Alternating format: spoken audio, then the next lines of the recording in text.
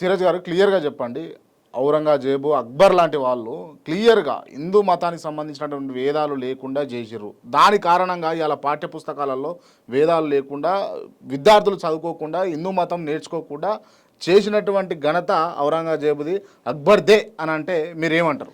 క్రాంతి గారు, ఏదైతే మీరు ప్రశ్న అడుగుతున్నారో నిజంగా చెప్పాలంటే ఇవి 2024 డిసెంబర్ ఎండ్లో ఉన్నాము, 2025లోకి వెళ్ళిపోతున్నాము.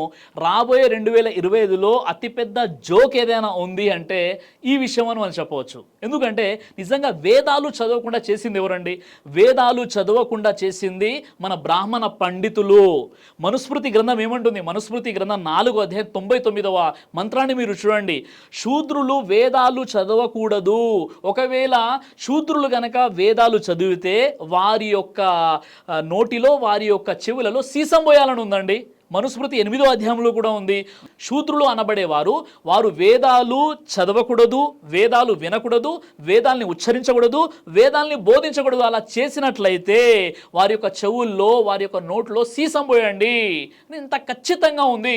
కాబట్టి కేవలం ఇది నేను చెప్పడమే మాత్రమే కాదు, యూట్యూబ్లో కూడా కొన్ని వందల వీడియోస్ ఉన్నాయి, మీకు గూగుల్లో కూడా చాలా ఇన్ఫర్మేషన్ దొరుకుతుంది. నిజంగా వేదాలను చదవకుండా వేదాలను తమ పాఠ్య పుస్తకాలలో లేకుండా చేసింది ఎవరంటే ఆనాటి బ్రాహ్మణులు. అందరిని అనట్లేదు నేను. కాబట్టి ఈరోజు చాతుర్వర్ణాల వ్యవస్థ ఏదైతే ఉందో, బ్రాహ్మణులు, క్షత్రియులు, వైశ్యులు, శూద్రులు, ఈ సిస్టమ్ మొత్తం తీసుకొచ్చింది ఎవరండి? ఆనాడు అసలు హిందూ సోదరుల్లో ఎవరైతే దళిత సోదరులు ఉన్నారో, ఎవరైతే మనకు శూద్రులుగా పరిగణించబడుతున్నారో వారిని హీనంగా చూసేవారు. కుక్క కంటే హీనంగా చూసింది ఎవరండి? ఎవరైనా ముస్లింలా?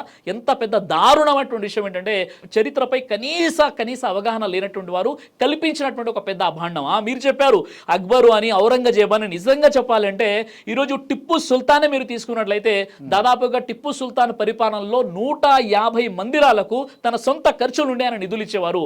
బాబర్ కూడా తన యొక్క ఆస్థానంలో ఎంతోమంది హిందువులు ఉండేవారు, బాబర్ కూడా కొన్ని మందిరాలకు ఆయన నిధులు ఇచ్చేవారు. తర్వాత కొంతమంది గజనీ మొహమ్మద్ లాంటి వారు కావచ్చు, ఇంకా కొంతమంది కావచ్చు, కొన్ని హిందూ మందిరాలను కూలగొట్టారు అని చెప్పడంలో ఎలాంటి సందేహం లేదు. చరిత్రలో ఇలాంటి కొన్ని తప్పిదాలు జరిగాయి. కానీ హిందూ శాస్త్రాలను కానీ హిందూ వేదాలను కానీ చదవకుండా ముస్లిం రాజులు చేశారు అంటే ఇది చాలా పెద్ద అభాండము, పచ్చి అబద్ధం తప్ప ఇందులో ఎలాంటి సత్యము లేదు.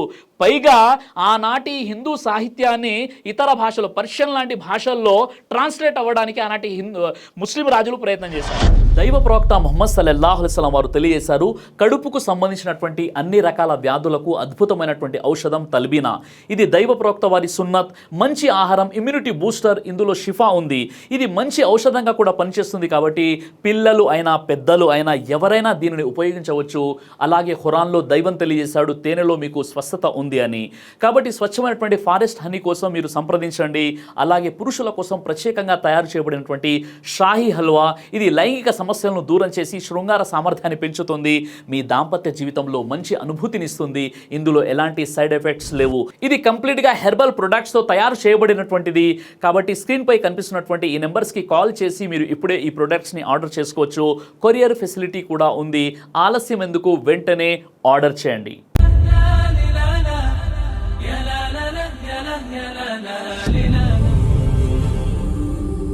బ్రదర్ సిరాజ్ అని యూట్యూబ్ ఛానల్ని మీరు సబ్స్క్రైబ్ చేసినట్లయితే ఇన్షాల్లా దైవచిత్తం అయితే మీకు వీడియోస్ వస్తుంటాయి. అదేవిధంగా బ్రదర్ సిరాజ్ అనేటటువంటి ఫేస్బుక్ని కూడా లైక్ చేయడం వల్ల మీకు వీడియోస్ వస్తుంటాయి.